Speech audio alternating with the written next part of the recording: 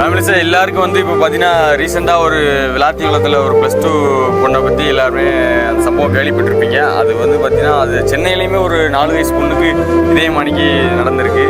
நான் என்ன சொல்கிறேன்னா, இவங்கள மாதிரி ஆளுங்களை வந்து வெளியிலேயே விடக்கூடாது. அப்படி இவங்க சந்தேகமாக இருந்துச்சா அவங்களெல்லாம் பிடிச்சி நேரம் அவங்க என்னென்ன பண்ணணுமோ அதுக்கான இதை வந்து பண்ணி ஆகணும். ஓகேவா?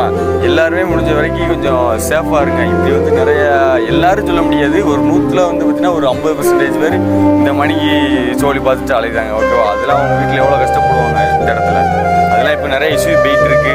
அதெல்லாம் நம்ம போய் நேரில் போய் கண்டிப்பாக நம்ம வந்து பார்க்கணும். அதுக்கு நம்ம கண்டிப்பாக ஒரு நாள் போவோம். ஓகேவா? இப்போ பார்த்தீங்கன்னா நிறைய மாவட்டங்கள் வந்து போராட்டம் நடத்திக்கிட்டு இருக்காங்க.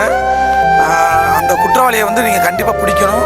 இதுக்கு முழு ஒத்துழைப்பு யாரும் கொடுக்கணும் பார்த்தா நம்ம போலீஸ்காரங்களும் மேல் அதிகாரிகளும் தான் நமக்கு வந்து ஒத்துழைப்பு நம்ம கொடுக்கணும். கண்டிப்பாக இதுக்கு வந்து ஆக்ஷன் எடுத்து அந்த குற்றவாளியை கண்டிப்பாக பிடிச்சிக்கணும். எல்லா இடத்துலையும் ஒவ்வொரு இதே மாதிரி நடந்துக்கிட்டே இருக்கும்.